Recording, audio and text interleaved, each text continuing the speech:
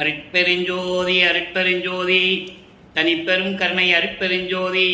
எல்லா உயிர்களும் இன்புற்று வாழ்க, வள்ளல் மலரடி வாழ்க வாழ்க, கொல்லா விரதம் குவல எல்லாம் ஓங்குக, நல்லோர் நினைத்த நலம் பெறுக, நன்றி நினைத்த எல்லோரும் வாழ்க இசைந்து.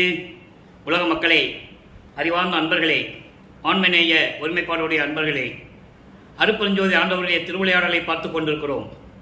அருட்பெருஞ்சோதி ஆண்டவருடைய கடைசி திருவிளையாடல் கலியுகத்தினுடைய கடைசி கட்டத்தில், அதாவது 1823 ஆண்டு தொடங்கி 30/1/1874 இரவு 12 மணி வரையிலும் 51 ஆண்டுகள் நடந்த திருவிளையாடல்களை நமது பிள்ளை பெருமானவர்கள் திருவற்பாவிலே அருளியதிலிருந்து பார்த்து கொண்டிருக்கிறோம்.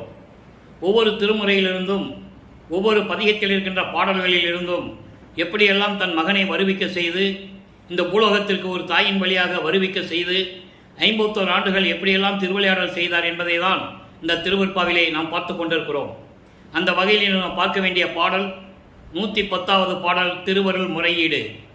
வல்லப்பெருமானவர்கள் வருவிக்க உற்று, அதாவது ஒரு தாயின் கருவறையிலே இருக்கும்போது வல்லப்பெருமானவர்கள் தெளிவாக கூறுவார்கள், உபசாரத்தால் பெற்ற தாய் என்பால் ஒருத்தியின் நான் கருவறையிலே இருக்கும்போது, கருவறை இருட்டாக இருக்கிறது என்று நினைக்கும் போது எனது தந்தை அருட்பெருஞ்சோதி ஆண்டவர் வெளிச்சம் காட்டினார், அதாவது ஒளி காட்டினார்.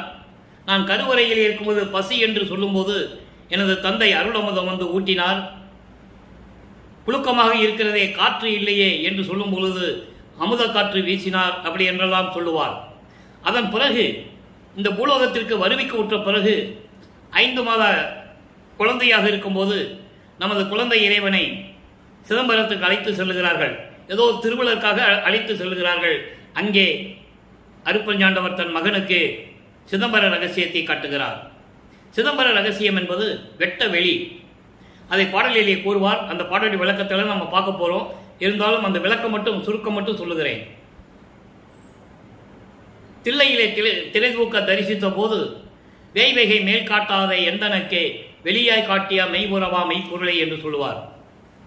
உருவம் காட்டாது வெட்ட வெளியாக காட்டிய எனது இறைவன், அதான் சிதம்பர ரகசியம், சிதம்பர வெளி. சிதம்பரம் என்பது ஊர் பெயர் அல்ல, அது சிவஞான வெளி என்று பெயர். அருட்பெருஞ்சாண்டவருக்கு இன்னொரு பெயர் உண்டு, சிதம்பரம் என்ற ஒரு பெயர் உண்டு. அப்போ அந்த நிலையில் இருக்கும்போது அதன் பிறகு தன் மகனுக்கு 1 வருடம் ஆன பிறகு சென்னைக்கு செல்லுகிறார்கள். அதன் பிறகு 8 ஆண்டுகள் வரையிலும் எந்த விதமான அருளையும் அவர் கொடுக்கவில்லை, மகனுக்கு காட்சி தரவில்லை. 9வது ஆண்டிலே முதல் 8 முடிகிறது. இந்த 51 ஆண்டுகளை 8 பிரித்து தன் மகனுக்கு அருளை கொடுத்து கொண்டிருக்கிறார். 1ஆம் ஆண்டிலிருந்து, அதாவது வருவிக்க உற்ற 1ஆம் ஆண்டிலிருந்து 8 ஆண்டுகள் வரையிலும் எந்த விதமான அருளையும் கொடுக்கவில்லை, மகனுக்கு காட்சியை கொடுக்கவில்லை. 9வது ஆண்டிலே, வருவிக்க உற்று 9வது ஆண்டிலே தன் மகனுக்கு காட்சி கொடுத்து, மகனே நீ என்னால் வருவிக்க உற்றவன் என்று ஆட்கொண்டு முன்பருவம் பின்பருவம் காட்டி உனக்கு அருள்வேன் என்று சொல்லி மறைந்து விடுகிறார். அதன் பிறகு இவருக்கு ஞானம் பிறக்கிறது. இறைவனால் வருவிக்க உற்றவன் என்ற நிலை தெரிகிறது. ஆனால் அதை வெளியே சொல்ல முடியாது. அதெல்லாம் கடவுளின் ரகசியங்கள்லாம் வெளியே சொல்ல முடியாது, தெய்வ ரகசியங்கள்.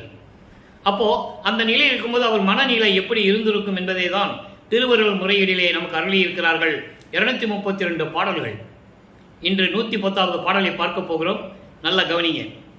அம்மா வயிற்று எரிக்க ஆற்றேன் என நின்று அழுதல் அற, சும்மா அசெய்முகம் தாய் பார்த்திருக்க துணிவாள் என்கொலோ, இம்மாநிலத்தை தேற்றாயினும் தந்திடுவாள், இம்மாநிலத்தமும் தேற்றாயினும் தந்திடுவாள், முக்கன் எம்மானே இங்கே.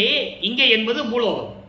இங்கே ஏழை அழுமுகம் பார்த்ததும் இறங்கில்லையே என்று கூறுகிறார். அதாவது ஒரு குழந்தை அழுதுன்னு வச்சுக்கோங்களேன், தாயை அந்த குழந்தை முகத்தை பார்த்துட்டு சும்மா இருக்க மாட்டார்.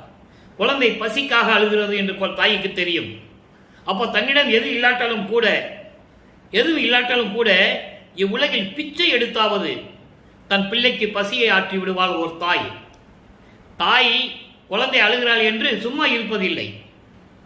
அவளிடம் பசிக்கு கொடுப்பதற்கு ஒன்று இல்லை என்றாலும் கூட வீடு வீடாக சென்று பிச்சை எடுத்தாவது தன்னுடைய குழந்தையுடைய பசியை தீர்த்து விடுவாள்.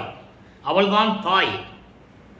அதோடு மட்டுமல்ல, அப்படிப்பட்ட இந்த நிலையில் இருக்கும்போது முக்கண் எம்மானே, 3 கண்களுடைய, அதாவது நெற்றிக்கண்ணுடைய இறைவனே, அங்கே அப்படிதான் சொல்லுவார்.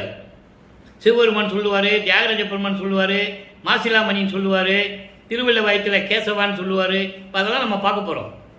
அப்போது இப்படி, ஏன்னா இந்த சமயங்களும் மதங்களும் மார்க்கங்களும் பிரபஞ்சம் தோன்றிய காலத்திலிருந்தே சமயங்களை உருவாக்கியவர்கள், மார்க்கங்களை உருவாக்கியவர்கள் எல்லாம் அவர்கள் விரும்பிய கடவுள்களை, அதாவது கர்த்தாக்களை, அவர்கள் விரும்பிய கர்த்தாக்களை உருவகப்படுத்தி ஆலயங்களை அமைத்து மக்களை வழிபட செய்து விட்டார்கள்.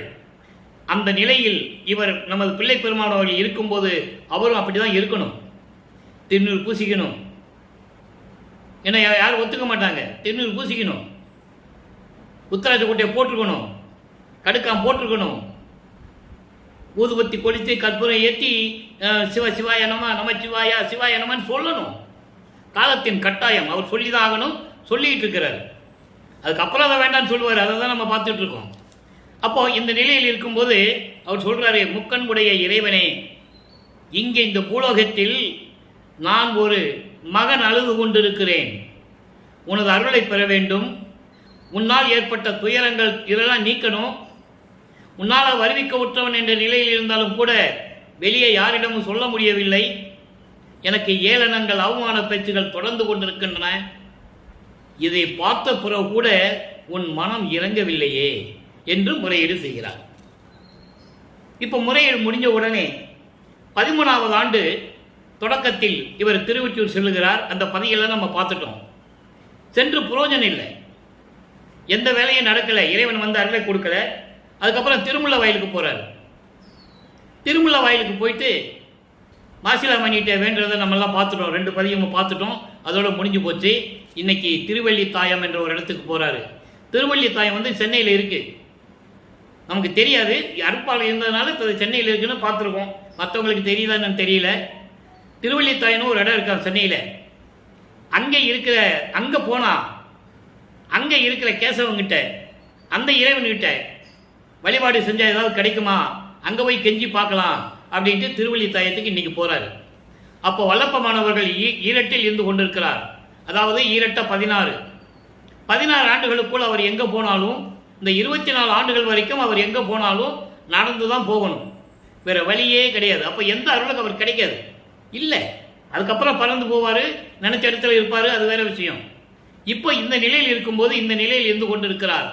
அப்போ இப்போ திருவள்ளித்தாயத்துக்கு போறாரு. அங்கே திருமலை வாயில் திருவிண்ணப்பம் இன்னைக்கு 10வது பாடல். நாளைக்கு தான் திருமலை வாயிலுக்கு போறாரு.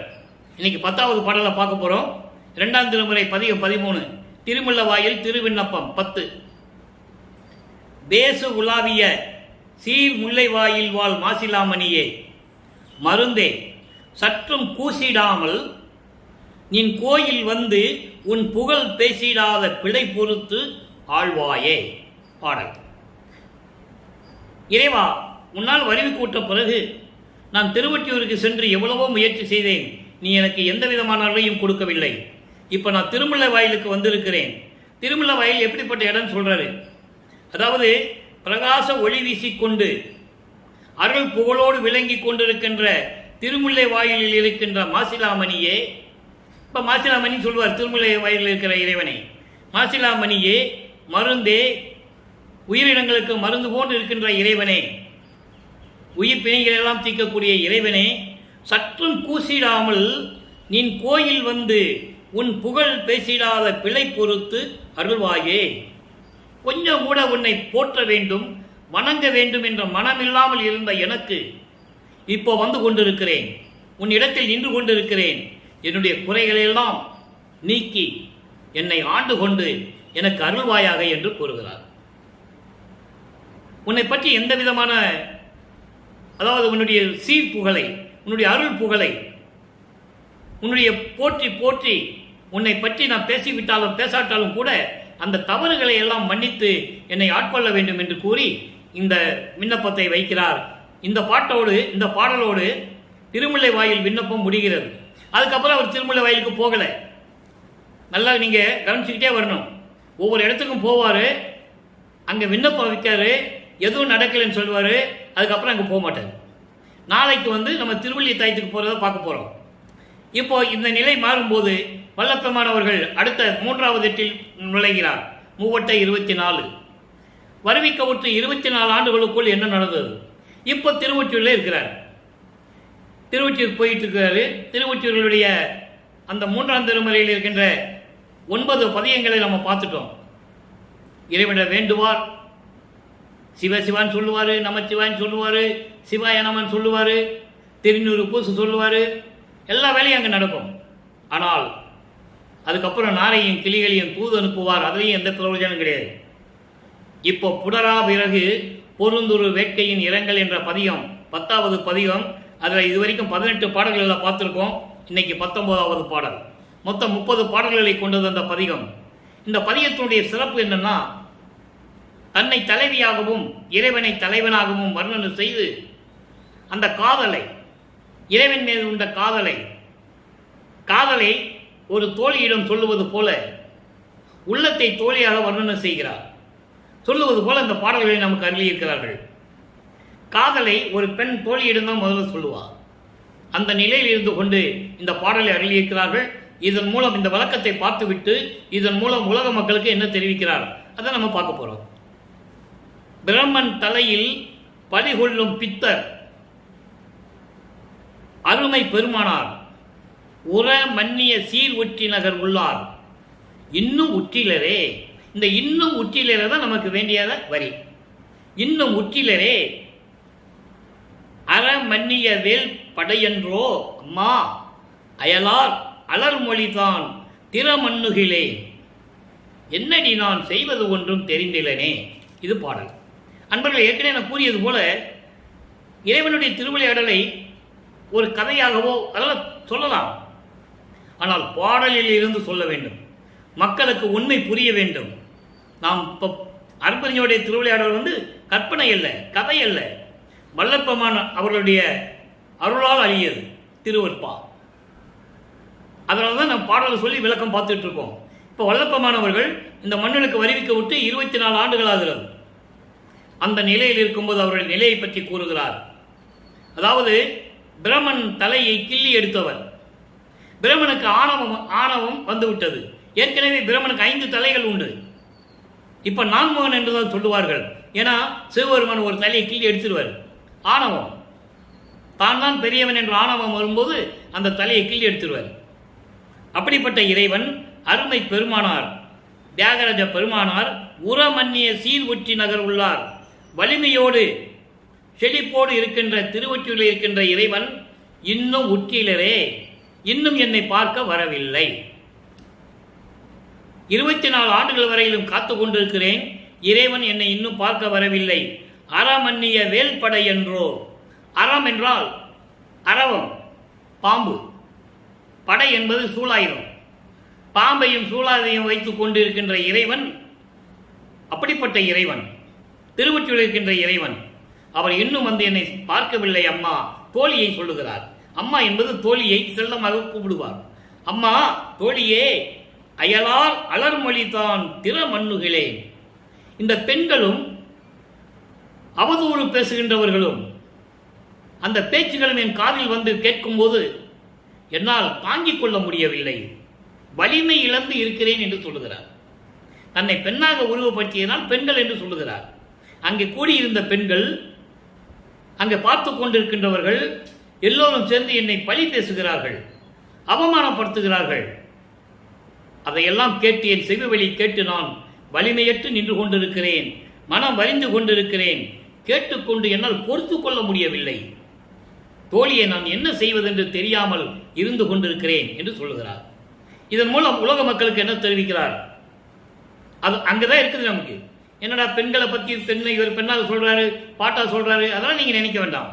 கருத்தை, விளக்கத்தை கூறுகிறார். அவ்வளவுதான். உலக மக்களே, நான் ஒரு தாயின் வழியாக இந்த உலகிற்கு வருவிக்க உற்று 24 ஆண்டுகளாகிறது. என்ன காரணத்துக்காக வருவிக்க உற்றேன், எதற்காக வருவிக்க உற்றேன் என்ற நிலை மறைப்பு நிலையில் இருந்து கொண்டிருக்கிறது. ஆனால் இறைவனால் வருவிக்க உற்றவன் என்ற நிலை மட்டும் எனக்கு தெரிகிறது. ஆனால் 24 ஆண்டுகள் வரைக்கும் நானும் திருவொற்றியூர், திருமுல்லைவாயில், திருவள்ளித்தாயம் இப்படியெல்லாம் சென்று கொண்டு இறைவனை வேண்டிக் கொண்டிருக்கிறேன், எந்த விதமான அருளையும் கொடுக்கவில்லை. இன்னும் என்னை வந்து பார்க்கவில்லை, என்னோடு சேர்ந்து கொஞ்சி குழாவவில்லை. நான் என்ன செய்வேன்? இறைவன் மீது காதல் கொண்டுள்ளேன். இதை பார்த்து உலக மக்களும் அங்கே கூடியிருந்தவர்கள் எல்லாம் சேர்ந்து என்னை ஏளனம் செய்கிறார்கள், அவதூறாக பேசுகிறார்கள், வாழத் தெரியாதவன் என்று சொல்லுகிறார்கள். அந்த பாடலாம் நம்ம பார்த்துட்டோம். அப்போ இப்படியெல்லாம் சொல்லி கொண்டிருக்கும் போது இதையெல்லாம் செவிகளில் கேட்டு என்னால் தாங்கிக் கொள்ள முடியவில்லை. அவமானமாக இருக்கிறது உலக மக்களே, நான் என்ன செய்வேன்? நான் இந்த நிலையில் இருந்து கொண்டிருக்கிறேன் என்று சொல்லி பாடல்களின் மூலமாக நமக்கு தெரிவித்திருக்கிறார்கள். ஆனால் யாரும் இதை வெளியே சொல்லவில்லை. பாடலை படித்து விட்டாலும் சரி, அதை புரிந்து கொண்டாலும் சரி, யாரும் மக்களிடம் சொல்லவில்லை இதுவரையில். அதனால் மக்களுக்கு தெரியாது. வல்லப்பமானவர்கள் அறிவிக்க விட்டு 202 ஆண்டு ஆயிடுச்சு. சுத்த சன்மார்க்க காலம் தொடங்கி 202 வருஷம் ஆகி போச்சு. ஒளியுகம் பிறந்து 202 வருஷம் ஆகி போச்சு. கலியுகம் முடிஞ்சு போச்சு. யார் மக்கள்கிட்ட சொன்னது? ஒரு ஆள் கூட சொல்லலை. அப்ப இந்த நிலையில் இருக்கும்போது வல்லப்பமான் இவ்வளவு மனநிலையில் இருந்து கொண்டு இந்த பாடலை நமக்கு அருளி இருக்கிறார்கள். அதன் பிறகு 4வது எட்டில் அடியெடுத்து வைக்கிறார். 4 32 ஆண்டுகள் வருவிக்க விட்டு 32 ஆண்டுகள் வரையிலும் என்ன நடந்தது? அதாவது 24 ஆண்டுகள் வரைக்கும் பார்த்துட்டோம். 25வது ஆண்டிலிருந்து 32 ஆண்டுகளுக்குள் என்ன நடந்தது? அதுதான் அருட்பிரகாச மாலையிலே நமக்கு அருளி இருக்கிறார்கள். 100 பாடல்களை அருளியிருக்கிறார்கள். அதில் இன்று நாம் பார்க்க வேண்டியது 35வது பாடலை பார்க்க போறோம். அதற்கு முன்னால் ஒரு திருவிளையாடல், இறைவனுடைய திருவிளையாடல். அது ஏற்கனவே நிர்ணயிக்கப்பட்டது, தினமும் சொல்ல வேண்டிய காலத்தின் கட்டாயம். அதாவது தனப்பொடி அம்மையாரை திருமாங்கல்யம் பூட்டி அந்த அம்மாவுக்கு மோட்ச வீட்டை காட்டி விமோசனத்தை கொடுத்தது. அப்ப அந்த திருமணத்தின் போது பிரம்மன், திருமால், ருத்திரன் போன வானவர்கள் எல்லாம் வாழ்த்துவதற்கு வந்து அமர்ந்து இருக்கிறார்கள். இவர் பார்க்கிறாரு, தன்னுடைய தாயும் தந்தையும் வரவில்லை, அருட்பெருஞ்சோதி ஆண்டவரும் சிவகாமி வள்ளியும் வரவில்லை என்று வருத்தப்பட்டுக் கொண்டு அவர் மனம் எப்படி துன்பப்பட்டது என்பதை பாடலிலே கூறியிருக்கிறார்கள். அந்த பாடலை பார்க்கறதுக்கு இன்னும் நமக்கு 65 நாள் இருக்கு. கடைசி பாடல் கடைசியில் வரும் இந்த பாடல். இப்போ 35வது பாடல் என்ன சொல்றாரு? 24 ஆண்டுகள் வரைக்கும் வராத இறைவன் இப்போ வீட்டை திறந்து, கதவை திறந்து வந்து தெருவழியா நடந்து வந்து மகனுக்கு எப்படி அருளை கொடுக்கிறார் அப்படின்னு பார்க்க போறோம். நல்லா பார்க்கணும். இப்போ வல்லப்பமானவர்களுக்கு சுத்த சன்மார்க்கம் இருக்கிறது தெரியும், அருட்பெருஞ்சோதி ஆண்டவர் தான் இறைவனும் தெரியும். ஆனால் இந்த பாடல்கள் அருட்பிரகாச மாலை முடிகிற வரைக்கும் அந்த 32 ஆண்டுகள் வருவிக்க விட்டு 32 ஆண்டுகள் முடிகிற வரைக்கும் சொல்ல மாட்டார். சூட்சமமான விளக்கங்கள் தான் கொடுப்பாரு. அதை நம்ம பார்த்துட்டு இருக்கோம். நவநிலைக்கும் அதிகாரம் நடத்துகின்ற அரசாய் நன்னியனின் பொன்னடிகள் நடந்து வருந்திடவே. அதாவது தனப்பொடி அம்மையாருக்கு விமோசனத்தை காட்டிவிட்டு கொடுத்து விட்டு வீட்டுக்கு வந்து கதவை பூட்டிக்கிறார், பூட்டி தாப்பா போட்டுறார். இனிமே திருவொற்றிற்கு போறதில்லை, திருமல வயலுக்கு போறதில்லை, திருவள்ளித்தாயத்துக்கு எங்கேயும் நான் போறதில்லை, இறைவன் வரட்டும்னு சொல்லி வீட்டுக்குள்ள போய் கதவை பூட்டி தாப்பா போட்டுக்கிறார். அப்போ இறைவன் பார்க்கிறாரு, அருட்பெருஞ்சோதி ஆண்டவர் பார்த்து தன்னுடைய மகன் நிலையை பார்த்து மகன் கோபப்பட்டு கொண்டிருக்கிறான் என்று சொல்லி இனிமேல் தாமதிக்க கூடாது, ஆண்டுகள் கடந்து கொண்டிருக்கின்றன என்று சொல்லி தெருவழியாக எப்படி நடந்து வருகிறார், கதவை திறந்து எப்படி மகனுக்கு அருளை கொடுக்கிறார், அதை தான் நம்ம பார்க்குறோம். நவநிலைக்கும் அதிகாரம் நடத்துகின்ற அரசாய் நன்னியனின் பொன்னடிகள் நடந்து வருந்திடவே. எப்படிப்பட்ட திருவடிகள் சொல்றாரு? நவநிலைக்கும் அதிகாரம். நவநிலை என்பது 9 நிலைகள். விந்து, நாதம், பரவிந்து, பரநாதம், திக்கிராந்தம், அதிக்கிராந்தம், சம்மௌனம், சுத்தம், அதீதம். இப்படி 9 நிலைகள் இருக்கின்றன. இந்த 9 நிலைகளையும் அடக்கி அதிகாரம் செய்து கொண்டு, திருவிளையாடல் செய்து கொண்டு, அரசாட்சி செய்து கொண்டிருக்கின்ற உன்னுடைய பொன்னான திருவடிகள், அப்படிப்பட்ட திருவடிகள் நடந்து வந்து வருந்திடவே, கால்வலிக்க நடந்து வந்து அவநிலைக்கும் கடைப்புழையேன் இருக்கும் இடத்து இரவில் அணைந்து. அதாவது அவமானப்பட்டு மானம் பறிபோய்விட்டு இருக்கின்ற அந்த நிலையில் நான் இருந்து கொண்டிருக்கிறேன். அந்த இடத்திற்கு நான் இருக்கும் இடத்தை இரவில் தேடி வந்து, அணைந்து என்பது எழுந்தருளி தேடி வந்து, எழுந்தருளி தேடி வந்து தெருக்கதவம் திறப்பித்து அருளி கதவு திறப்பித்து அடியேனை அழைத்து வாமகனே என்று அழைத்து சிவ நிலைக்கும்படி எனது செங்கையில் ஒன்று அளித்து, அதன் செங்கையில் ஒன்று சிவ நிலைக்கும்படி ஒரு அருள்படையை கொடுக்கிறாரு. சுத்த சிவம் நிலைக்கும்படி. அதான் சொன்னேன், சூட்சுமமான ஒரு விளக்கம். இப்போ அவருக்கு சுத்த சன்மார்க்கம் இருக்கிறது தெரியும். சமயங்களையும் மதங்களையும் மார்க்கங்களையும் கடந்து போகணும், அடுத்த நிலைக்கு வரணும். நனப்பொடி அம்மையாருக்கு ஏற்றுக்கொண்டு தாலி கட்டி விட்டு அந்த பற்றுகளை நீக்கியாச்சு, அந்த நிலையும் முடிஞ்சு போச்சு. ஆக இந்த நிலைகளெல்லாம் மாறி சுத்த சிவனா என்ன? சுத்த சன்மார்க்கம். அதனாலதான் மறைமுகமான ஒரு விளக்கம் கொடுக்கிறாரு, சிவன் நிலைக்கும்படி. அதை நீங்க அகவல்ல பார்க்கலாம், அருப்பறிஞ்சது அகவல்ல வரும். ஏன் வருவிக்க விட்டேன் என்று சொல்லுவார். ஆன்ற சன்மார்க்கம் அணிபெற என்னைத்தான் ஈன்று அமுதளித்த இனிய நற்றாயே என்று சொல்லுவார். எவ்வளவு அற்புதமான இடம் பாருங்க. அடுத்த படிக்கு போகும்போது அதை சொல்லுவார். இப்போ சிவன் நிலைக்கும்படி, சுத்த சிவம் நிலைக்கும்படி. சுத்த சிவம் என்பது சுத்த சன்மார்க்கம் நிலைக்கும்படி எனது செங்கையில் ஒன்று கொடுத்து, எனது உள்ளங்கையில் ஒரு அருள் கொடையை கொடுத்து அழித்து சித்தம் மகிழ்ந்து உரைய, மகனே, இதுவரைக்கும் 32 ஆண்டுகள் வரைக்கும் உன்னை நான் வருவிக்க உற்று 32 ஆண்டுகள் வரைக்கும் உன்னை நான் மகிழ்விக்க செய்யவில்லை. பல துன்பங்களை அனுபவித்து விட்டாய், துயரங்களை அனுபவித்து விட்டாய், மானம் போன வழியெல்லாம் விடுத்து விட்டாய். இனிமேல் அது நடக்காது மகனே. உன் மகிழ்வோடு சித்தம் என்பது உள்ளம், மனம் மகிழ்ந்து பூலோகத்தில் இருப்பாயாக. இன்னும் அவர் கூப்பிடல, சிவஞான வழிக்கு இன்னும் கூப்பிடல. ஏன்னா சுத்த சன்மார்க்கம் அங்கதான் கொடுக்கணும். அதை நம்ம ஒவ்வொரு பாடலையும் பார்த்துக்கிட்டு இருக்கோம். ஏற்கனவே அங்க போய் வாங்குறதெல்லாம் நம்ம ஒரு பாடல பார்த்துருக்கோம். இன்னைக்கு என்ன பார்க்க போறோம் தான் நம்ம நீங்க கவனமா கேட்கணும். இப்போ சித்த மகிழ்க உரைய பூலோகத்தில் இருப்பாயாக என்று சொல்லி உன் திரு பவளம் திறந்தாய், திருவாக்கு கொடுத்தாய். அவர் கொடுத்துட்டு போயிட்டார். மகனே, நீ பூலோகத்தில் இரு, இந்த அந்த ஒரு அருள் கொடையை வச்சுக்கோ, சுத்த சிவம் நிலைக்கும்படி ஒரு அருள் கொடையை வச்சுக்கோ அப்படின்னு சொல்லி கொடுத்துட்டு அவர் போயிட்டார். இப்போ பவநிலைக்கும் கடனாயேன். பவநிலை என்பது பிறப்பு இறப்பு என்ற நிலை. அந்த நிலையை விட கீழ்நிலையில் இருக்கின்ற நான் ஏற்கனவே சென்ற யுகங்களில் என்ன தவம் செய்தோனோ தெரியவில்லை. பயின்ற தவம் அறியேன் என்றால் செய்த தவம். ஒவ்வொரு யுகத்தில் இருந்தவர் அவரு. அப்ப அந்த யுகங்கள் எல்லாம் நான் என்ன தவம் செஞ்சேன்னு இப்ப எனக்கு தெரியல. மறைப்பு நிலை இருக்கிறது எனக்கு. அதை நீ காட்டாம போற. அதுக்கப்புறம் தான் சொல்லுவார் பாட்டுல, எல்லா இவற்றையும் உள்ளபடி காட்டி என்று சொல்லுவார். உள்ளதை உள்ளபடி காட்டி அப்படின்னு சொல்லுவார். அந்த விளக்கத்தை நம்ம பார்த்திருக்கோம். இப்போ அப்படி சென்ற யுகங்களிலே என்ன தவம் செய்தேன் என்று எனக்கு தெரியவில்லை. பரம்பர மாமன்றில் நடம் பயின்ற பசுபதியே. இப்பதான் சொல்லுவாரு, பரமன்றம், பரம்பரமன்றம், பராபரமன்றம் எல்லாம் சொல்லுவார். ஏன்னா முத்தகத்தை உடையது அது. பர அறிவு, சுத்த தேகத்துடைய அறிவு, பரம்பர அறிவு, பிரமண தேகத்துக்குரிய அறிவு, பராபர அறிவு, அதான் மெஞ்ஞான அறிவு. அப்படி ஒவ்வொரு தேகத்துக்கும் ஒவ்வொரு நிலைகள் உண்டு. அதை சொல்றாரு. பரம்பர மாமணி மன்றில் அருளோடு விளங்கிக் கொண்டு திருவிளையாடல் செய்து கொண்டிருக்கின்ற பசுபதியே. இறைவனுக்கு ஒரு பசுபதினு பேர் சொல்றாரு. எப்படின்னா, ஏற்கனவே விளக்கங்கள் கொடுத்திருக்கிறேன். இந்த பசுபதினு வரும்போதெல்லாம் நான் கொடுத்திருக்கேன். பதி என்பது கடவுள், இறைவன், அருப்பெருஞ்சோதி ஆண்டவர். பசு என்பது மலம் சூழ்ந்த ஆன்மா. அப்போ அந்த ஆன்மா என்ன செய்யுது? தந்திரமா பசுவோட கலந்துக்கிறது, பதியோட கலந்துருக்கு. அப்போ பதியும் ஏற்றுக்கொள்ளுகிறார்.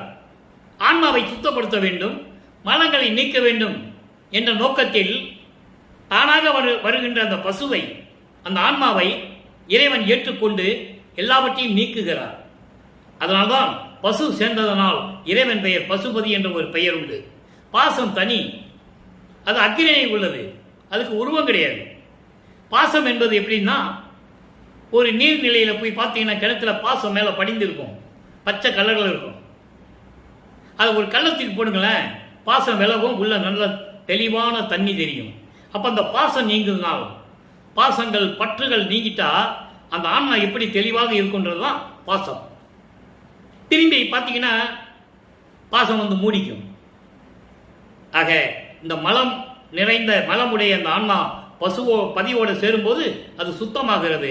அதனால்தான் பசுவை இணைத்துக் கொண்டதனால் இறைவனுக்கு பெயர் பசுபதி என்று ஒரு பெயர் உண்டு. அதான் சொல்லுகிறாரு, அப்படிப்பட்ட இறைவனே, திருவிளையாடல் செய்து கொண்டு அருளாட்சி செய்து கொண்டிருக்கின்ற இறைவனே என்று கூறி இந்த பாடலை நமக்கு அருளியிருக்கிறார்கள். ஆக அன்பர்களே, இதுவரையிலும் 24 ஆண்டுகள் வரையிலும் இறைவனை பார்க்க முடியாத நமது பிள்ளை பெருமான் அவர்கள் 25வது ஆண்டிலிருந்து 32 ஆண்டுகளுக்குள் இந்த நிலை தொடர்ந்து கொண்டிருக்கிறது. இப்போ வல்லப்பமானவர்கள் 5வது எட்டில் இருந்து கொண்டிருக்கும் போது 40 33வது ஆண்டிலிருந்து 40 ஆண்டுகளுக்குள் என்ன நடந்தது என்பதை நாம் பார்த்து விட்டோம். எப்படின்னா, அங்கே இருந்து எல்லாவற்றையும் விட்டுவிட்டு சென்னையில் இருக்கும்போது அவர் அங்கே சுத்த சிவஞான வெளிக்கு போய் சுத்த சன்மார்க்கம் வாங்கணும். அதெல்லாம் நம்ம பார்த்துட்டோம். பொற்சபை சிற்றபையுடைய சத்தியஞான சபை அங்கே இருந்தது. அதில் ஒரு சிம்மாசனம் நிறுத்தி தன் மகனை வரவேற்று இவர் கடந்து போயிட்டு இருக்கிறாரு. மகனை எதிர்பார்த்து கொண்டிருக்கிறார் அருப்பெருஞ்சோதி. நமது பிள்ளை பெருமானவர்கள் அங்கு போன உடனே மகனை கையோடு அழைத்துக் கொண்டு வரவேற்று சிம்மாசனத்திலே அமர வைக்கிறார். அதன் பிறகு பிரம்மன் திருமால் அந்த வானவர்கள் எல்லாம் வணங்குகிறார்கள் நமது வள்ளல் பெருமானை. அதெல்லாம் பாடல்கள் உண்டு, யாரும் மறுக்க முடியாது, ஆதாரங்கள் உண்டு. அப்போ அவர் அருப்பெருஞ்சாண்டவர் பிரகடனப்படுத்துகிறார், இவர் என் மகன், வருகின்ற ஆண்டுகளில் இவர்தான் இந்த பிரபஞ்சத்தை இயக்கப் போகிறார். அவர் சுத்த சன்மார்க்கத்தை வாங்குவதற்காக வந்து கொண்டிருக்கிறார். மறுபடியும் பூலோகம் செல்வார், சில ஆண்டுகள் அங்கே இருப்பார். நிறைய விஷயங்கள் நடக்க வேண்டியது இருக்கிறது. அதெல்லாம் நிறைவேற்றிய பிறகுதான் மீதி எல்லாமே நடக்கும் என்று சொல்லி மகனை பூலோகத்துக்கு அனுப்பி விடுவார். இப்போ இந்த பூலோகத்துக்கு அனுப்பின உடனே அவர் நேரம் எங்கே போறாரு? கரும்புலி என்ற கிராமத்துக்கு போறாரு. இப்போ 6வது எட்டில் இருந்து கொண்டிருக்கிறார் வல்லப்பமானவர்கள். இதுவரைக்கும் 5 எட்டுகளை நம்ம பார்த்துட்டோம். இப்போ 6வது எட்டில் இருந்து கொண்டிருக்கிறார். 6-48 அந்த கடைசி 3 வருஷம் தான் கிளைமேக்ஸ். அதான் சித்தி வளாகம். அது சித்தி வளாகம் பேச்செல்லாம் அப்புறம் தான் வரும். அதே மாதிரி சாலையை கட்டினது, சபையை கட்டினது, நீதிமன்றத்துக்கு போனது, அதெல்லாம் இனிமேல் தான் கொஞ்சம் கொஞ்சமாக வரும். இப்போ கருங்குழியிலே நடக்கிறது. தந்தையை வரவேற்று தந்தையும் மகனும் எப்படி உரையாற்றுகிறார்கள், அது பாடலிலே எப்படி கூறுகிறார், எப்படி தந்தையை வரவழைக்கிறார், அதெல்லாம் இன்னைக்கு நம்ம பார்க்க போகிறோம். நல்ல கவனிங்க. 6ஆம் திருமுறை அருள் விளக்கமாலை. அருள் விளக்கமாலை மொத்தம் 100 பாடல்களை கொண்டது. இன்னைக்கு 43வது பாடலை பார்க்க போகிறோம். இந்த பாடலில் ஒரு நிகழ்ச்சியை சொல்லுவார், இறைவனுடைய திருவிளையாடலை. இவர் திருவொற்றியில் இருக்கும்போது ஒரு திருவிளையாடல் அங்கே நடக்கும். அது அப்போ சொல்ல மாட்டார், அப்போ அவருக்கு தெரியாது. இப்போ சொல்லுவார். அதை நம்ம பார்க்க போகிறோம். தெற்றையிலே நான் பசித்து படுத்து இழைத்த தருணம்.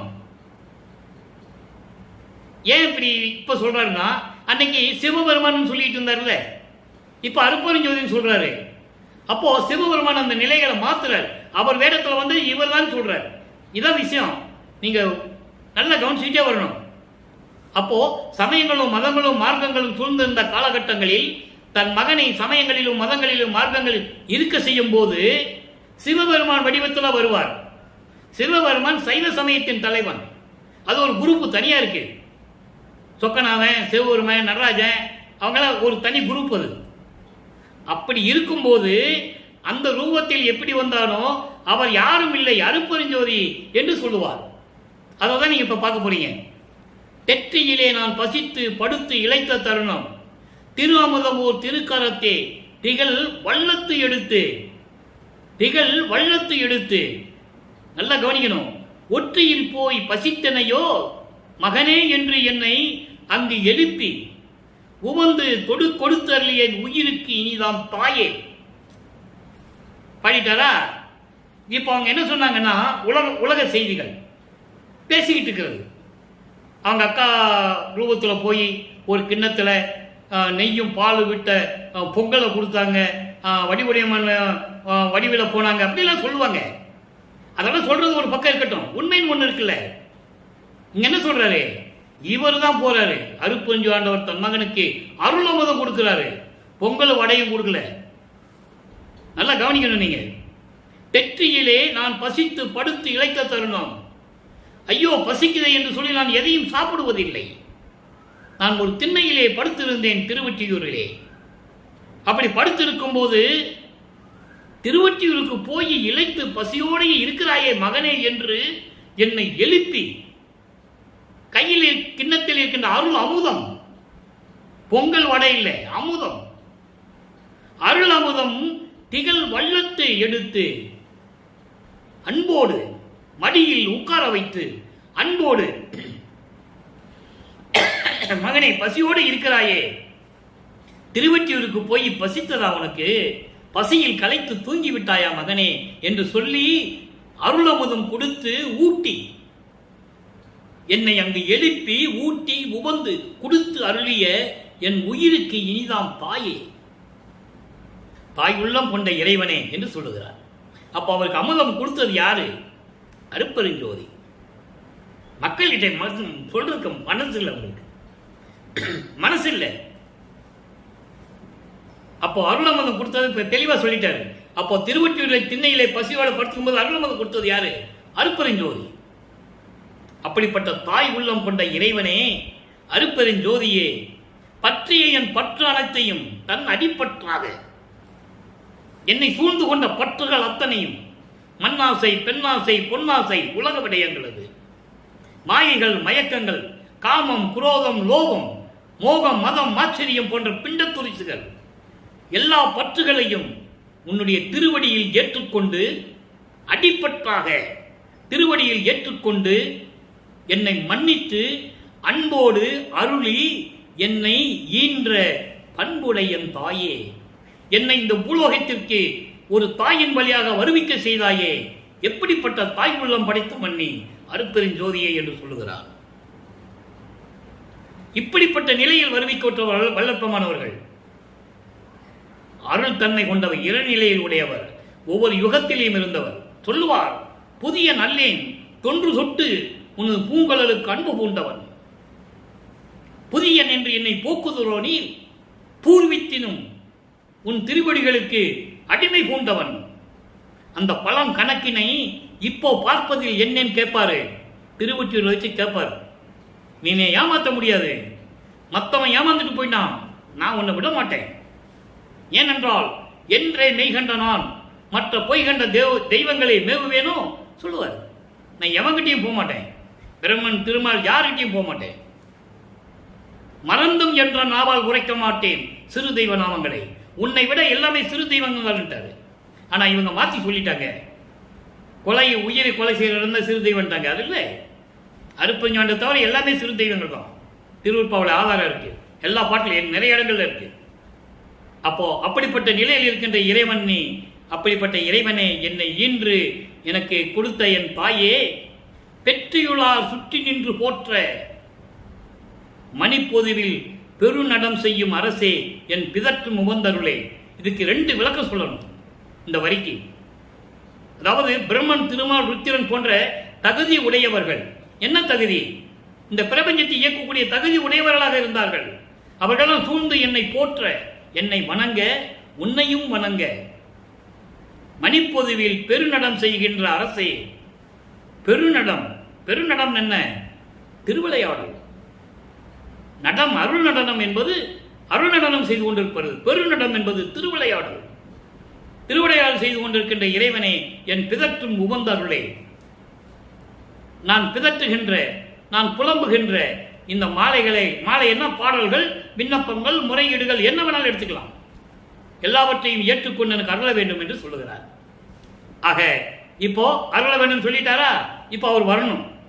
வாங்க கூப்பிட்டார்ல, இப்போ இறைவன் வரணும், இங்க சிவஞான வெளியிலிருந்து இங்க வரணும்.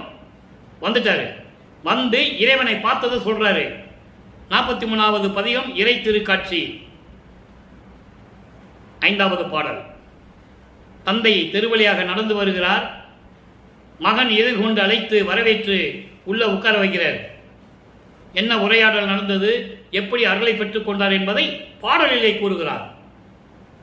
புள்ளிய நெறி நீத்து, நல்லா கவனிக்கணும், புள்ளிய நெறி நீத்து என்னை எடுத்து ஆண்ட பொற்சபை அப்பனை, வேதம் சொல்லியபடி என் சொல்லெல்லாம் கொண்ட ஜோதியை, சோதியாது சோதியாது என்னை மல்லிகை மாலை அணிந்து, அன்றரை மல்லிகை மாலை, மல்லிகை மாலை அணிந்து உள்ளே கலந்து மன்னிய பதியை, என் வாழ்வை எல்லியும் இரவும் என்னை விட்டு அகலா இறைவனை கண்டு கொண்டேனே.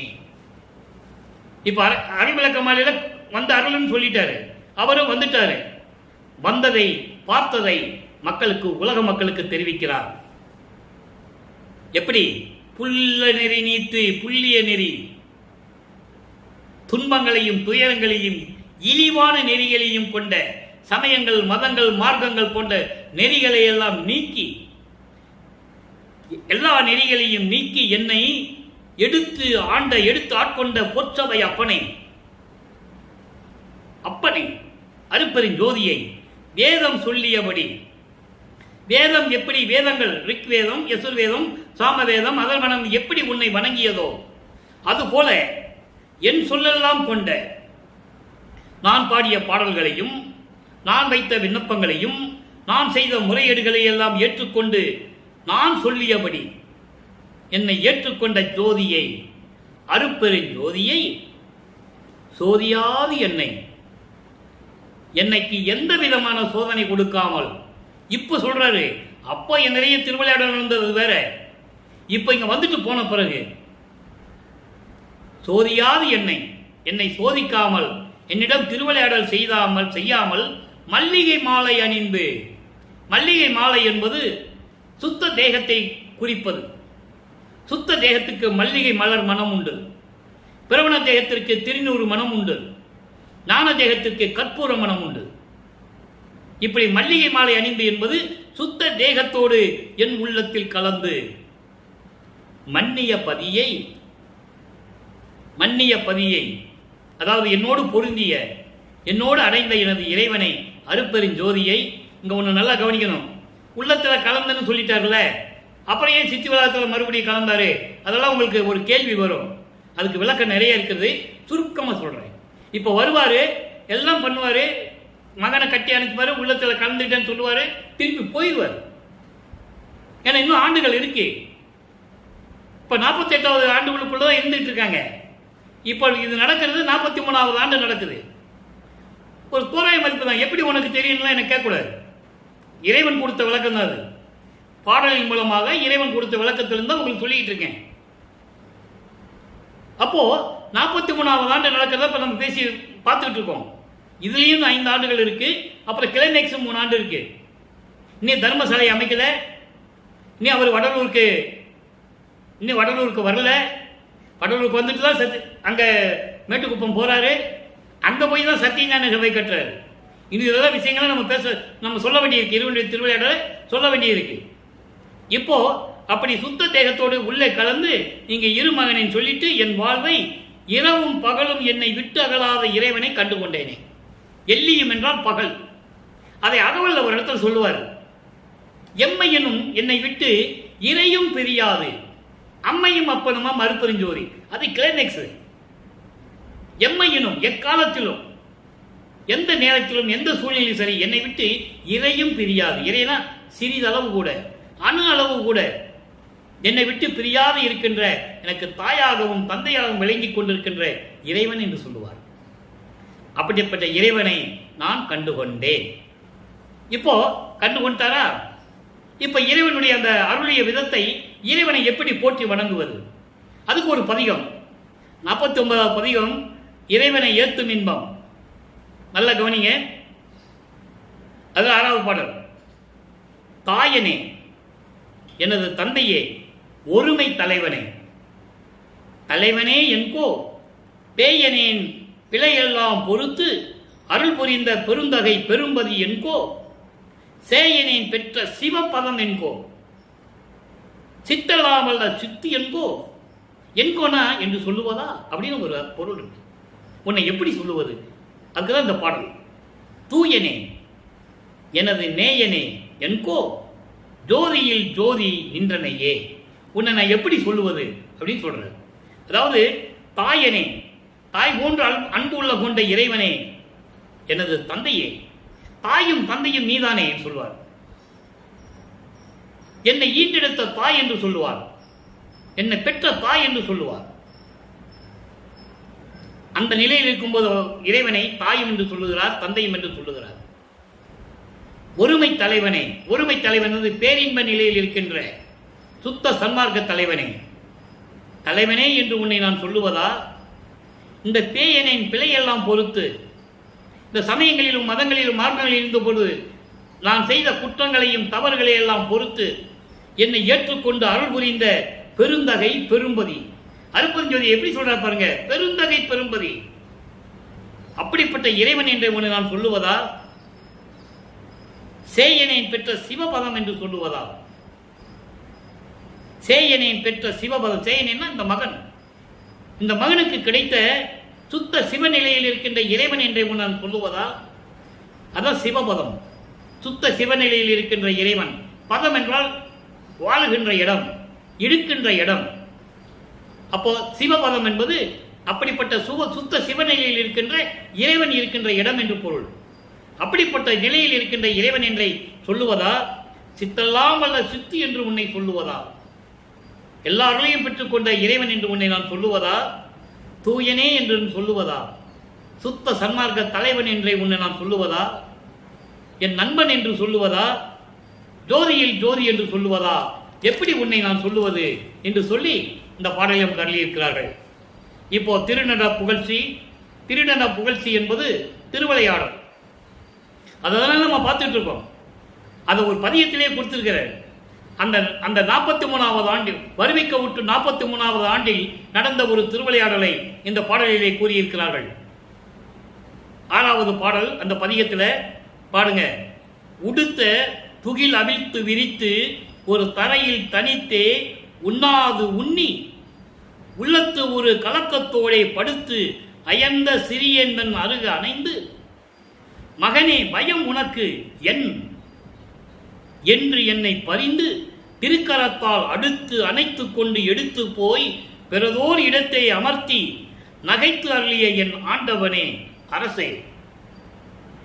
நான் முடித்திருக்கின்ற ஆடை, மேலாடை, அதாவது கீழே ஒரு வேஷ்டி மேலே ஒன்று போத்தியிருப்பார். அப்போ அந்த ஆடையை எடுத்து தரையில விரித்து, ஒரு தரையில் விரித்து நான் தனியாக என்னாக என்னதெல்லாம் எண்ணி, என்னாகுமோ ஏதாகுமோ தெரியவில்லையே, வருங்காலத்தில் எப்படி இது நடக்குமோ என்று தெரியவில்லையே என்று எண்ணி அயர்ந்து நான் தூங்கிக் கொண்டிருந்த போது, படுத்து அயர்ந்து தூங்கிக் கொண்டிருந்த போது அருக அணைந்து. இது ஏன் தூங்கிக் கொண்டிருந்த போது சொல்றாருன்னா, மகனை தூங்க விடக்கூடாது. இங்க சூட்சமமான விளக்கம் ஒன்று இருக்கு, நல்லா கவனிக்கணும். தூக்கத்தை கெடுத்து என்று சொல்லுவார். எக்காரணத்து கொண்டு இவனை தூங்க விடக்கூடாது. அந்த நேரத்தில் அவர் வராரு, மகனை தூங்கக்கூடாது, இவனை தூக்கவே விடக்கூடாது. தூக்கம் ரொம்ப ஒரு தடை. இறைநிலைக்கு அடுத்த நிலைக்கு போவது தூக்கம் ஒரு தடை, பசி ஒரு தடை. பசியை போக்கிட்டார் அவரு, கருவழியை போக்கிட்டார் பசிய. நல்லா கவனிக்கணும். ஒரு தாயின் கருவறையில் இருக்கும்போதே பசியை போக்கிட்டாரு. அதுக்கப்புறம் அவர் உண்ட உணவெல்லாம் அமிர்தமாயிட்டுன்னு சொல்லிடுவாரு. அதெல்லாம் பாடல்கள் இருக்கு, விளக்கங்கள் இருக்கு. அப்போ அதை தத்துவ சித்தின்னு சொல்லுவார், தத்துவ சித்தின்னு சொல்லுவார். அப்போ அதை முதலே போக்கிட்டார் அவர். இப்போ தூக்கத்தை அவர் தூங்க விடக்கூடாது, மகனை எங்க இருந்தாலும் தூங்க விடக்கூடாது. அப்போ ஒரு திண்ணையில படுத்து நான் இப்படியெல்லாம் தூங்கிட்டு இருக்கும்போது என் பக்கத்திலே வந்து என்னை கட்டி அணைத்து, அருக அணைத்து, பக்கத்தில் வந்து அருக அணைத்து, மகனே பயம் உனக்கு எதுக்கு, மனம் சோர்ந்து விட, கலக்கம் வந்துவிட, தூக்கம் வருகிறது அவருக்கு, இயற்கை தானே, அது இயற்கை தானே. அப்போ அந்த தூக்கத்தை கெடுக்கணும், தடுக்கணும். அப்போ மகனை தடுப்பதற்காக, தூக்கத்தை தடுப்பதற்காக வந்து பக்கத்தில் நின்று கட்டி அணைத்து, மகனே ஏன் பயப்படுற, எதுக்காக பயப்படுற, பயம் எதுக்கு உனக்கு, நீ பயப்பட வேண்டிய அவசியம் இல்லை என்று என்னை பறிந்து திருக்கரத்தால் எடுத்து அணைத்து கொண்டு எடுத்து போய் பக்கத்தில் உட்கார வச்சார். அமர்த்தி அமர்த்தி படுக்க வைக்கல. ஒவ்வொரு வரிக்கும் ஒரு விளக்கம் இருக்குது நண்பர்களே. படுத்துக்கிட்டு இருந்தவனை படுக்க தூங்கக்கூடாதுன்னு எழுப்பி கட்டி அணைத்து, மகனே உனக்கு எதுக்கு பயப்படுறேன்னு சொல்லி இன்னொரு இடத்துல கொண்டு உட்கார வச்சு புன்னகைத்து, பயப்படாத மகனே என்று எனக்கு அருளிய என் ஆண்டவனே, என்னை ஆண்ட அரசனை, தொடுத்து அணி என் மொழி மாலை அணிந்து கொண்டு என் உள்ளத்தை சுத்த நடம்புரிகின்ற சித்த சிகாமணியே, அப்படியெல்லாம் என்னை தடுத்து, தூக்கத்தை தடுத்து என்னை தூக்கி எடுத்து கட்டி அணைத்து, மகனே நீ பயப்பட தேவையில்லை மகனே என்று சொல்லி எனக்கு அருளி, அதோடு மட்டுமல்ல நான் சொன்ன மொழிகளை எல்லாம் கேட்டு தொடுத்த அணி என் மொழி மாலை, நான் சொன்னதையெல்லாம் கேட்டு விண்ணப்பங்கள் முறையீடுகள் நான் என்னென்ன சொன்னனோ என் தந்தையிடம் அவற்றையெல்லாம் கேட்டு அணிந்து கொண்டு அதை கேட்டு என் உள்ளத்தே சுத்த நடமுடிகின்ற சித்த சிகாமணியே, சுத்த சன்மார்க்க தலைவனே என்று சொல்லுகிறார். சுத்த சன்மார்க்க தலைவனே, திருவிளையாடல் செய்து கொண்டு என் உள்ளத்தில் அமர்ந்து கொண்டிருக்கின்ற என் உள்ளத்து சுத்த சன்மார்க்க தலைவனே என்று சொல்லுகிறார். இப்போ பெறாப்பேறு பதிகம் 51 பெறாப்பேறு. பெறாப்பேறு என்பது ஏற்கனவே இறைவன் பெற்ற இதையெல்லாம் பாக்கியமாக கருதுவது. யாரும் பெறாத பேர் என்று சொல்லுவார்கள். யாரும் பெற முடியாத பாக்கியத்தை நான் பெற்றுவிட்டேன் என்று சொல்லுகிறார். பாடல் 6 பதிகம் 51 பெறாப்பேறு. நல்ல கவனிங்க. அடுக்கிய பேரண்டமெல்லாம் அணுக்கள் என விரித்த. அணுக்கள் என்பது எல்லாருமே குறிக்குதை. எல்லா உயிரினங்கள், மண்ணுலகில் இருக்கின்ற எல்லா உயிரினங்கள், விண்ணுலகத்தில் தேவர்கள் முதல் பிரம்மன் திருமால் முதல் எல்லாமே அணுக்கள் தான், லேசங்கள் என்று சொல்லுவார். அவங்கெல்லாம் உருவாக்கி விட்ட பிறகு தவம் இருந்து அருப்பஞ்சோதி ஆண்டவரிடம் அருளை பெற்றவர்கள். பிரம்மன் படைக்கும் தொழிலை பெற்றுக்கொண்டான். திருமால் பிரம்மனுடைய ஆயுள் காலம் முடிந்தவுடனே, அவன் இறந்தவுடனே, ஆயுள் காலம் முடிந்தவுடனே படைக்கும் தொழிலை திருமால் சேர்த்து செய்ய வேண்டும். அதனால் 2 பிரம்மன் ஆயுசு அவன் பெற்றுக்கொண்டான். இப்படியெல்லாம் தவம் இருந்து பெற்றுக்கொண்டார்கள். அவர்களையே அணுக்கள் என்று தான் சொல்லுவார். அணுக்கள் என்பது உயிரினங்கள். இது தேவர்களுக்கும் மண்ணுலகில் இருக்கின்ற எல்லா உயிரினங்களுக்கும் பொருந்தும். அது என விரித்த அம்மா, அப்பா, என் ஐயா, என் அரசே, அடுக்கிய பேரண்டமெல்லாம், அதாவது சொல்லப்பட்ட இந்த பிரபஞ்சத்திலேயே உருவாக்கப்பட்டு சொல்லப்பட்ட அண்டங்கள், பகிரண்டங்கள், பேரண்டங்கள் எல்லாமே அதில் இருக்கின்ற உயிரினங்களை எல்லாம் படைத்த என் அம்மா, என் அப்பா, என் ஐயா, என் அரசே, நடுக்கிய என் அச்சமெல்லாம் தவித்தருளி. நடுக்கிய என்றால் என்னை ஆட்டி படைத்த அச்சம் இருக்கிறதே. இன்னைக்கு மக்கள் அச்சப்பட்டுக் கொண்டிருக்கிறார்கள். சுத்த சன்மார்க்கத்தை வாங்கினா வரமாட்டேன்றான். எப்படி? சமயங்களும் மதங்களும் மார்க்கங்கள் இருக்கின்ற சுகம் இங்க இல்லைன்றாங்க. அங்க என்ன எப்படி வேணா இருந்துக்கலாம். இங்க சுத்த சன்மார்க்கத்தில் ஒரு நெறி இருக்கு. அதை தான் அவர் சொல்றாரு. அவருக்கே அப்படி இருந்ததுன்னா, நடுக்கிய என்னை ஆட்டி படைத்த என் அச்சமெல்லாம் தவிர்த்து, சமயங்களிலும் மதங்களிலும் மார்க்கங்கள் நெறிகளை பின்பற்றி கொண்டு, திருநீறு பூசிக்கொண்டு, உத்தராட்ச அந்த மணியை மாட்டிக்கொண்டு, கடுக்கான் போட்டுக்கொண்டு, இப்படியெல்லாம் நம்ம இருந்தோமே, அதை நினைக்கும் போது அப்பா என் உடல் அப்படி நடுங்குகிறது என்று சொல்லுகிறார். என்னை ஆட்டி படைத்த அந்த நடுக்கத்தை எல்லாம் தவிர்த்து, உலகில் நாட்டிய பேரறிவே, இந்த பூலோகத்தில் என்னை நிலைநிறுத்தி சுத்த சன்மார்க்கத்தை கொடுத்து நிலைநிறுத்திய என்னுடைய பேரறிவே, என்னுடைய அருட்பெருஞ்சோதி ஆண்டவரே, இடுக்கிய கைப்பிள்ளை என இருந்த சிறியனுக்கு எல்லாம் செய்வல்ல சித்து இந்த பெருந்தகையே. இடுக்கிய கைப்பிள்ளை என்பது எடுப்பார் கைப்பிள்ளை என்று என்னை ஏளனமாக பேசினார்கள். தேவர்கள் முதல் பூலோகத்தில் இருக்கின்ற அத்தனை பேருமே என்னை எடுப்பார் கைப்பிள்ளை என்று பேசினார்கள். அப்படிப்பட்ட இந்த எடுப்பார் கைப்பிள்ளையை என் மகன் என்று அங்கீகாரம் செய்து, நல்லா கவனிக்கணும். நீங்க பாடுடைய விளக்கம் அவ்வளவு விளக்கம் இருக்கு. இடுக்கிய பிள்ளை என இருந்த இந்த சிறியனுக்கு, சிறியன் என்பது மகன், இவன் எடுப்பார் கைப்பிள்ளை என்று என்னை ஏளனமாக பேசினார்கள். விண்ணோர்கள் இருந்து மண்ணோர்கள் வரைக்கும் பூலோகத்தில் இருக்கின்ற அத்தனை பேருமே அந்த நிலையை மாற்றி இவன் என் மகன் என்று அங்கீகாரம் கொடுத்து எல்லா வல்ல சித்திகளையும் எனக்கு கொடுத்த பெருந்தகையே, அப்படிப்பட்ட அருட்பெருஞ்சோதி ஆண்டவரே, என் தந்தையே, முடுக்கிய அஞ்ஞானந்த காலமெல்லாம் தவிர்த்து, முடுக்கிய அஞ்ஞானந்த காலமெல்லாம் தவிர்த்து, முடுக்கிய என்ற என்னை தாக்கிய இந்த சமயங்களும் மதங்களும் மார்க்க நெறிகள் என்னை தாக்கியதல்லவா, அப்படிப்பட்ட தாக்கிய அந்த அஞ்ஞான காலம், மெஞ்ஞானம் இல்லை அஞ்ஞானம் என்று சொல்லுகிறார். இதை கொடிப்பாட்டிலே சொல்லுவார். வெறிக்கும் சமய குழியில் விளைந்த என்னை, விளைந்தேன் தன்னை விழாத வகை மறித்து, வெறிக்கும் சமயக்குழி என்று சொல்லுகிறார், சாக்கடை என்று சொல்லுகிறார். இதை விட சொல்றதுக்கு வேற வார்த்தையே கிடையாது. வெறிக்கும் சமயக்குழியில் விழுந்த எண்ணெய், விளைந்த எண்ணெய் விழாத வகை மறித்து ஒரு பேரறிவளித்த வள்ளல் கொடி என்று சொல்லுவார். ஏன் ஞானசரியிலே சொல்லுவார், உடைந்த சமயக்குழி நின்று எழுந்து உணர்வின் அழியா ஒரு நெறியாம் சன்மார்க்க திருநெறி பெற்று வந்தே. சமயக்குழியில விழுந்துட்டியா, கவலைப்படாத, சுத்த சன்மார்க்க நெறி ஒன்று இருக்கு, நான் தரேன், நீ எந்திரிச்சு வெளியே வாங்குற. வெளியே வந்து சாக்கடை தண்ணி அதெல்லாம் போட்டு குடிச்சிட்டு சுத்தமா வாழ்றாரு. வெள்ளாடை முடிச்சு சுத்தமா வா, உனக்கு சுத்த சன்மார்க்கம் தரேன்னு சொல்றாரு. அப்படிப்பட்ட நிலையில் இருக்கின்ற இறைவன் நமது வல்லற்பமானவர்கள் என்பதை இங்கே நான் பதிவு செய்ய கடமைப்பட்டு இருக்கிறேன். அப்படி அஞ்ஞானம் நிறைந்த இந்த நிலைகளை எல்லாம் என்னை தவிர்த்து இந்த முத்தர்களின் உள்ளத்திலே முளைத்த பரம் சுடரே, முத்தி அடைந்தாங்கல்ல, அவங்க உள்ளத்தில் உதித்த பரம் சுடரே என்று சொல்லுகிறார். ஏன்னா முத்தி என்பது ஒரு நிலை, அதை நம்ம இல்லைன்னு சொல்ல முடியாது. கர்ம சித்தி யோக சித்தியை பெற்றுட்டு முத்தி அடைஞ்சவங்க இருக்காங்கல்ல, அவங்க ஒரு நிலையில் இருந்தவங்க தான், இறைவனுடைய அருளை பெற்றுக் கொண்டவர்கள். அகவலே சொல்லுவார்ல, முத்தி என்பது நிலை, முந்து ஒரு சாதனம், அத்தகென்ற அற்பெருஞ்சோதி. அதுக்கப்புறம் சித்தி சொல்லுவார்ல, சித்தி என்ற நிலை, சித்தி நிலை சேர்ந்த அனுபவம்.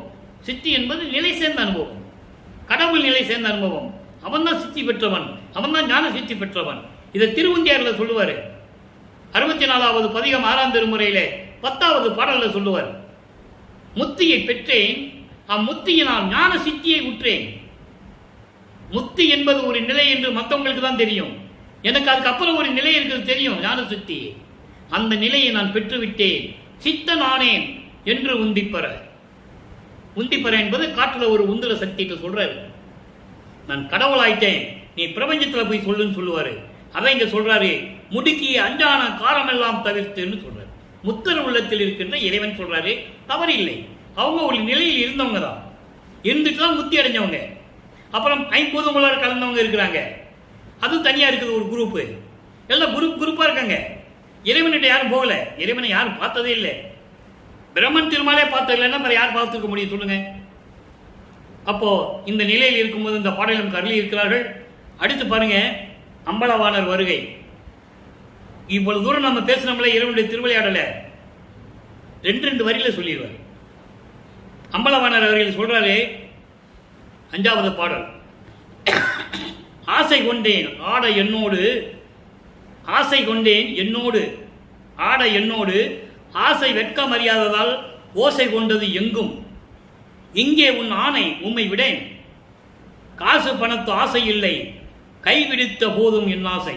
உன் கையை பிடிச்சிட்டு நான் இருந்தா போதும், அதான் என் ஆசை. காசு பணம் மேல எனக்கு ஆசை இல்லை, உன்னோட ஆட எனக்கு ஆசை, உன்னோடு சேர்ந்து கொண்டு நானும் திருவிளையாடல் செய்து கொண்டு இந்த பிரபஞ்சத்தை இயக்க வேண்டும் என்ற ஆசை. ஆட ஆசைன்னா அவரோட டான்ஸ் ஆடுறது இல்லை, நல்லா புரிஞ்சுக்கணும் நீங்க. ஆடை என்பது இந்த பிரபஞ்சத்தை இயக்கக்கூடிய சக்தியை கொடுத்து நீ என்னோடு இருந்து கொண்டு நீயும் நானும் ஒன்றாக இருந்து இந்த பிரபஞ்சத்தை இயக்க வேண்டும் என்று சொல்லுகிறார். அதான் சொல்லுவாரு, அருமையா சொல்லுவாரு. ஒரு இடத்துல சொல்லுவாரு, அதாவது நீ என்னோட இருந்தாதான் இந்த 5 தொழில் நீ செய்வேன்னு சொல்லுவார். அந்த நிலையில் இருந்து கொண்டு நமது வெள்ளைப்பெருமானவர்கள் இருந்து கொண்டிருக்கிறார். இன்னும் நாளைக்கு பார்க்கிற பாடலாம் ரொம்ப அற்புதமா இருக்கும். எதுக்காக வருவிக்க விட்டார், என்ன செஞ்சிட்டு இருக்கிறாரு, எப்படி பிரபஞ்சத்தை இயக்கிட்டு எல்லாம் நாளைக்கு இருக்கு. இப்போ அதுக்கு அடுத்து ஒரு ஞான மருந்துன்னு ஒரு பதியம் இருக்கும். அதுல ஒரு பாடல சொல்லுவாரு, அருப்பெருஞ்சோதி மருந்து. அருப்பெருஞ்சோதி யாரு? எல்லா நோய்களையும் தீர்க்கக்கூடிய மருந்து. பசி பிணி எந்த நோய்கள் இருந்தாலும் சரி, பாவ பிறப்பு பிறப்பு இறப்பு அதை நீக்கக்கூடிய மருந்துன்னு சொல்றார். பசி நீக்கிறது ஒரு மருந்து, பிணியை நீக்கிறது ஒரு மருந்து, பிறப்பு இறப்பு நீக்கிறது ஒரு மருந்து. அவர் தான் அருப்பெருஞ்சோதி, அவர் தான் மரணமில்லா பெருவாழ்வை கொடுக்கக்கூடியவர். அவர் தான் சுத்த சன்மார்க்கத்தை நாம் ஏற்றுக்கொண்டால், அருப்பெருஞ்சோதியை நாம் இறைவனாக ஏற்றுக்கொண்டால், கொலையும் புலையும் தவிர்த்து இறைவனை வணங்கினால், அவர் பிறப்பு இறப்பு இல்லாமல் மரணமில்லா பெருவாழ்வை கொடுக்கக்கூடிய இறைவன். அதான் அருப்பெருஞ்சோதி மருந்து. இவ்வளவு விளக்கம் இருக்கிறதுக்கு. பிறப்பு இறப்பு நீக்கக்கூடிய மருந்து, என்னை 5 தொழில் செய்வதற்கு அளித்த மருந்து. அண்டர்லைன், முக்கியமான வரி அது. இவ்வளவு தூரம் நம்ம திருவிளையாடல பேசணும்ல, ஒரு வரியில சொல்லிட்டாரு. இந்த பிரபஞ்சத்தை இயக்குவதற்காக 5 தொழிலையும் செய்து கொண்டு, படைத்தல், காத்தல், அழித்தல், மறைத்தல், அருளல் 5 தொழில்களையும் செய்து கொண்டு, இந்த உயிரினங்களை காத்துக்கொண்டு படைத்துக் கொண்டு இந்த பிரபஞ்சத்தை இயக்கிக் கொண்டு இருப்பதற்காகவே என்னை இந்த பூலோகத்திற்கு வருவிக்க செய்த மருந்து. எப்படி சொல்ற பாருங்க, அதான் செய்வதற்கு அளித்த மருந்து. என்னை இந்த பூலோகத்திற்கு வருவிக்க செய்து இப்படியெல்லாம் 5 தொழில் செய்வதற்காகத்தான் என்னை வருவிக்க விட்டார் இறைவன் என்று சொல்லுகிறார். சன்மார்க்கத்தை உலக மக்கள் எல்லாம் சன்மார்க்கத்தை சொல்லிக் கொடுத்து உலக மக்கள் அனைவரையும் சன்மார்க்கத்தில் சேர்த்து எல்லா மக்களின் இன்பமுறமாக வாழ வேண்டும் என்பதற்காகவே என்னை வருவிக்க செய்த மருந்து. அப்படிப்பட்ட இறைவன் அருட்பெருஞ்சோதி பொருள் பெரும் போக மருந்து, அருள் செல்வம் பேரின்பம், அருள் செல்வத்தையும் பேரின்பத்தையும் கொடுத்த மருந்து, என்னை புறத்தும் அகத்தும் புணர்ந்த மருந்து. என் உள்ளத்திலும் புறத்திலும் இருந்து கொண்டு என்னோடு கலந்து கொண்டு எனக்கு இந்த பிரபஞ்சத்தை இயக்கக்கூடிய 5 தொழில்களையும் செய்ய கொண்டு கடவுள் நிலையில் நிறுத்திய மருந்து என்று சொல்லுவார். அதான் சொல்லுவாரு, திரு அருள் செங்கோலாட்சி செலுத்துவோம் என்று சொல்லுவார். அதுக்கு அவ்வளவு விளக்கம் இருக்கிற, அதுக்குன்னே ஒரு தனியா பதிவு போடணும்னு நினைக்கிறேன். திரு அருள் செங்கோலாட்சி செலுத்துவோம் ஏன் சொன்னாரு சொல்லணும்ல, அதுக்கு ஒரு தனியா பதிவே போடணும். இருந்தாலும் உங்களுக்கு ஒரு விளக்கம் சொல்றேன். திரு அருள் செங்கோலாட்சி மகன் கிட்ட கொடுத்துட்டாரு. எங்க லாஸ்ட் கிளைமேக்ஸ் 3, அதாவது அந்த லாஸ்ட் 3 வருஷம் இருக்குல்ல, அங்க திருவிளையாடல் நடந்தது. இது விளக்கம் தருகிறேன், அவ்வளவுதான். அதை பின்னாலேயே நம்ம சொல்ல வேண்டியிருக்கு விளக்கமா. நான் மட்டும் அருள் செங்கோலாட்சி சனத்துல, என் தந்தையும் கூட இருக்கிறார். அதான் பண்ணையில சொல்லுகிறார் செலுத்துவோம். ஏன்னா இவர் இரண்டோட கலந்துட்டாரு. அருட்பெருஞ்சாண்டவர் மகனோட கலந்து ஒரே இறைவன் ஆயிட்டாங்க, அருட்பெருஞ்சோதி ஆயிட்டாங்க. அப்போ என் தந்தை என்னோடு இருப்பதனால் நான் அதனால்தான் திரு அருள் செங்கோலாட்சி செலுத்துவோம் என்று சொன்னார். அதான் இங்க சொல்றாரு. இதை செய்வதற்காகத்தான், 5 தொழிலையும் செய்வதற்காகத்தான் என்னை இந்த பிரபஞ்சத்திற்கு, இந்த பிரபஞ்சத்திலிருந்து இந்த பூலோகத்திற்கு என்னை வருவிக்க செய்தவர் அருட்பெருஞ்சாண்டவர் என்று சொல்லுகிறார். 5 வகை தொழிலும் என்பால் அளித்தனை அதுகொண்டு செய்வகை தெரிவித்து இன்று முதல் என்னோடு ஒன்றாய் சேர்ந்து இருத்தல் வேண்டும் சொல்லுவார். 5 தொழிலை செய்யும் மகன் கொடுத்துட்ட, யார் செய்தது? நீ என் கூட இருக்கணும்ன்ற. நீ என் கூட இருந்து என் உள்ளத்திலிருந்து சொல்லு, கட்டளையிடு, நான் செய்வேன். எவ்வளவு அற்புதமான ஒரு இடம் பாருங்க திருவிளையாடல். ஆக அன்பர்களே, இன்று நாம் பார்த்த திருவிளையாடலுடைய விளக்கம், பல்லப்பமன் அவர்கள் இந்த பூலோகத்துக்கு வருவித்திருந்த நோக்கம், எப்படியெல்லாம் நடந்து கொண்டிருந்தது என்பதை ஒவ்வொரு பாடலின் மூலமாக நாம் பார்த்து கொண்டிருக்கிறோம். எனவே அன்பர்களே, நீங்களும் அப்படிப்பட்ட சுத்த சன்மார்க்கத்தில் இணைந்து கொலையும் கொலையும் தவிர்த்து உயிர்களை கொலை செய்வதை நிறுத்த வேண்டும். அந்த உயிர்களை கொன்று அந்த பிணத்தை, அந்த பிண்டத்தை நாறுகின்ற, துர்நாற்றம் வீசுகின்ற அந்த உடம்பை நம் உடம்பிற்கு உணவாக எடுத்துக்கொள்ளக் கூடாது. அந்த நிலையில் இருந்து கொண்டு, சைவ நிலையில் இருந்து கொண்டு, சங்கற்ப விகற்பங்கள், சமயங்களிலும் மதங்களிலும் மார்க்கங்களிலும் கூறப்பட்ட சங்கற்ப விகற்பங்களில் ஈடுபடாமல், சங்கற்ப விகற்பங்கள் என்பது வேறு எதுவும் இல்லை. சுத்த சன்மார்க்கத்துக்கு அந்த அடையாளங்கள் தேவையில்லை. திண்ணூர் பூசுவது, நாமம் போடுவது, சந்தனம் போட்டு வைக்கிறது, இந்த குறியீடுகள் தேவையில்லை என்று சொல்லுகிறார். ஊதுபத்தி கொடுத்துறது, கற்பூரம் கொடுத்துறது, அதெல்லாம் இறைவனுக்கு தேவையில்லை. இறைவனுக்கு ஏற்கனவே எல்லா மனமும் உண்டு. மல்லிகை மனம், கற்பூர மனம், திண்ணூற்று மனம், எல்லா மனமும் இறைவனுக்கு உண்டு. முத்தேகத்தை கொண்டவர். அதனால் இறைவனுக்கு தேவையில்லை என்று சொல்லுகிறார். இதையே ஒரு விளக்கமாக ஒரு பதிவு செய்யலாம் என்று நான் கருதுகிறேன். முதலிலே இறைவனுடைய திருவிளையாடலை முடித்துவிட்டு அதன் பிறகு இந்த விளக்கங்கள் எல்லாம் தர இந்த வள்ளலார் ஊழியன் காத்துக் கொண்டிருக்கிறேன். எனவே மக்களே, நீங்களும் இறைவனை வணங்கி எல்லா அருளையும் பெற்றுக்கொண்டு இந்த வையகத்தில் நீங்கள் நோயின்றி வாழ்வாங்க வாழ வேண்டும் என்று வாழ்த்தி இந்த வள்ளலார் ஊழியன் விடைபெறுகிறேன். மீண்டும் நாளை சந்திப்போம். நன்றி, வணக்கம். அருட்பெருஞ்சோதி அருட்பெருஞ்சோதி தனிப்பெருங்கருணை அருட்பெருஞ்சோதி. மீண்டும் நாளை அருட்பெருஞ்சாண்டுடைய திருவிளையாடல் மீண்டும் தொடரும். கண்டு கழித்து மகிழ்ந்து இறைவனை அருளை பெற்றுக் கொள்ளுங்கள்.